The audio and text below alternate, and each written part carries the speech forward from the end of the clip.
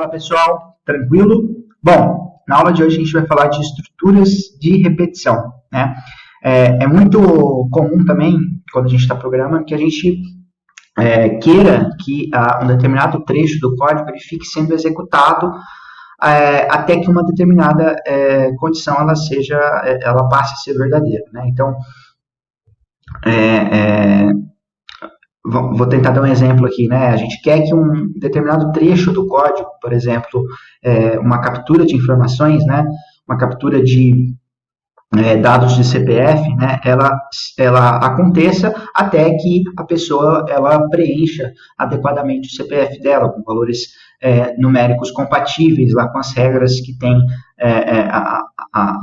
os valores numéricos do CPF, né?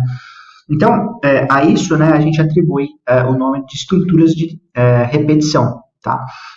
Então, eu vou dar um exemplo aqui para vocês, né?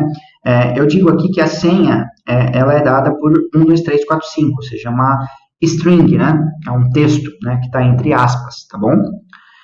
E a leitura, ela começa sendo com um espaço, né? Ela está entre aspas, né? E tem um espacinho entre as aspas, indicando que a leitura, na verdade, ela é um valor de espaço, ou seja, ela não que ela seja um valor nulo, né? Ela tem um valor, né? Ela ocupa um espaço na memória, que é o próprio espaço, né? Que isso daqui também é considerado um caractere, tá bom? Para o computador.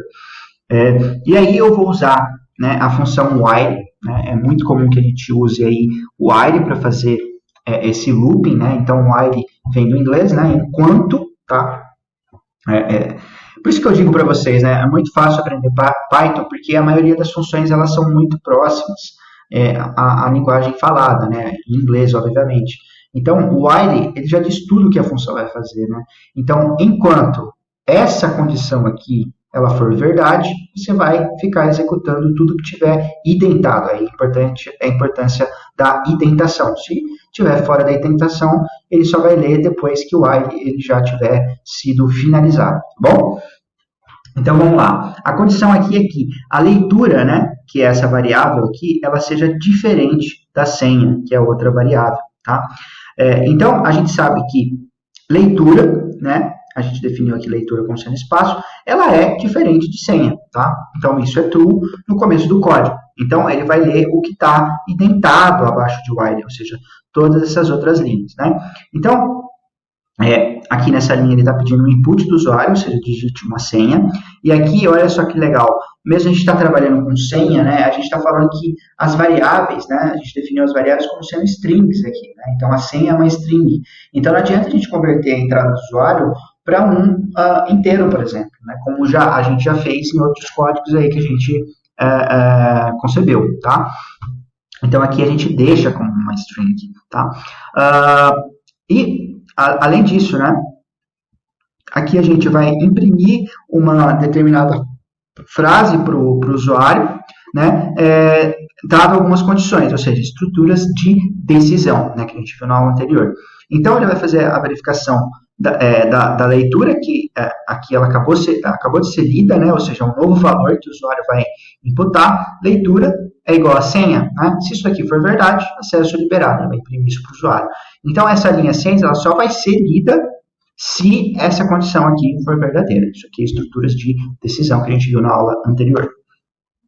Se não, ele vai imprimir que a senha está incorreta, e aí ele vai voltar para essa linha do código, certo? Ele vai voltar para essa linha 4 do código e vai pedir para o usuário imputar novamente a senha, né? Porque essa condição aqui, né, vai continuar sendo verdadeira, tá bom? Então, vamos lá.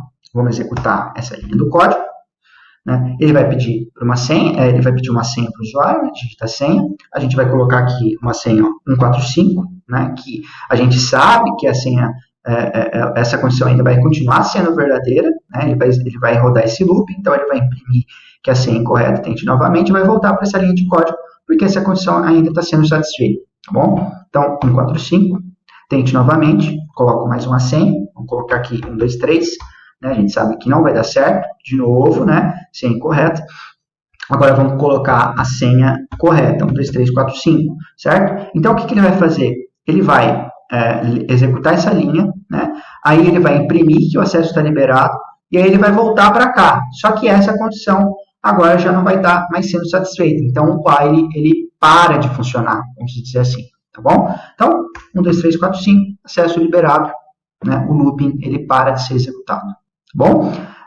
Então, essas estruturas de repetição são muito usadas nos códigos, né? Com certeza aí, se você se aprofundar ainda mais e executar códigos mais complexos, com certeza você vai se deparar com essas estruturas de repetição. É um conceito muito básico, mas é muito útil e muito utilizado. Beleza? Eu vejo vocês então na próxima aula.